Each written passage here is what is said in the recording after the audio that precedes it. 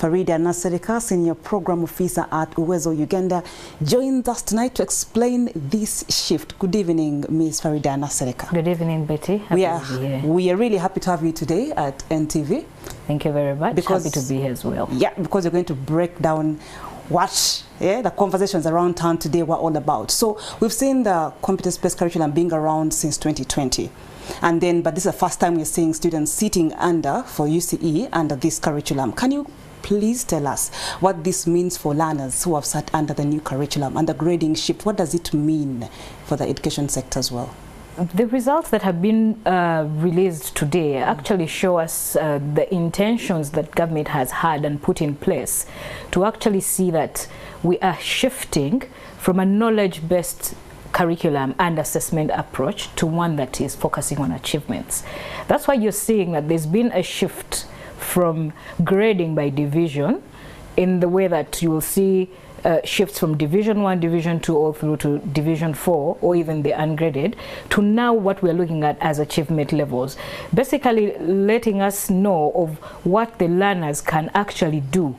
We are seeing a shift from just really putting on paper the knowledge that they've acquired, but also applying this knowledge to real life situations and being able to interpret and make meaning of the knowledge that they are acquiring to be able to respond, to be able to deal with different situations. So you're seeing a shift from the way the children are being taught in class and also the way they are being assessed. And then even now to the grading, the shifts really show us that yes, there's intentionality to really ensure that there's competency-based teaching and learning.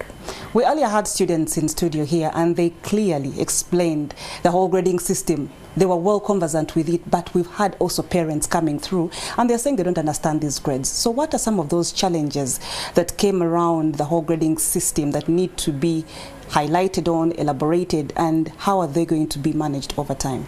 The issue is for us to try to understand how are these children acquiring the knowledge and then applying it. That's why you're seeing the grading from exceptional, you're seeing outstanding, you're seeing the satisfactory, and you're also seeing basic and elementary. So this is able to tell us whether a child can actually apply knowledge. Creatively, innovatively, to be able to respond. And that grading that shows you that a child can be at A while another one is at E shows that there are different variations in how they are responding to these questions. And in the classroom, it also tells us a picture of are these children actually acquiring this knowledge and skills to be able to use them appropriately given different contexts. We are seeing that UNEB focused a lot on using scenario-based approaches, where you're given a real-world situation sort of question that requires you to apply the knowledge, interpret it, then deal with the knowledge or content that you already have to be able to deal with that sort of question.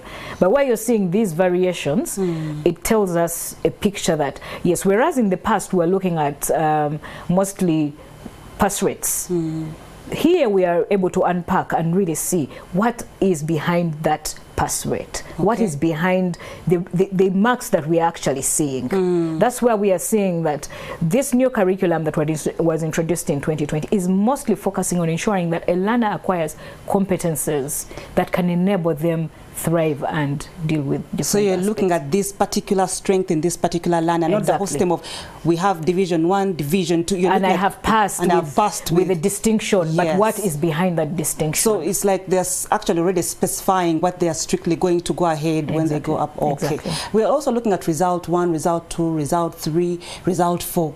And then here we have the government saying that they are not yet certain of what to do with the students with result 2 and 3, and parents coming out and saying, oh, we earlier had these students have to go back to senior 1. What does this all mean? Like, how is this being handled? Kindly elaborate on that. First the fears.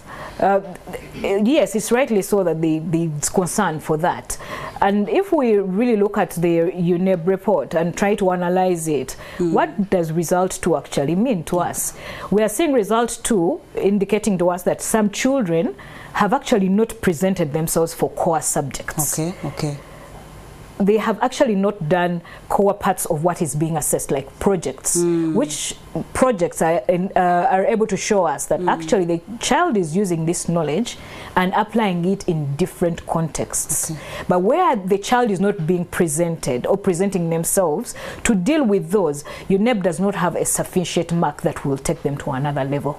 And where we're seeing result 3 is actually where about 2%, almost everyone has passed, 98.5%, indicating that they're from level A up to D, ranging from exceptional to satisfactory to basic. At least they have a minimum proficiency. But these ones in E are the ones mostly in results 3 who are actually telling us a different story, that they actually have not even been able to acquire the minimum proficiency. They are just way below the minimum proficiency and cannot even actually use the knowledge and skills that they acquire to deal with real life situations. Wow. Thank you so much, Ms. Faridah, for highlighting this, because there have been questions around this particular topic the whole entire day, with parents seeking answers and some teachers being in position where they have to learn more about that curriculum. Now, tonight we derive our opinion poll question from this particular report, and we want you to share your thoughts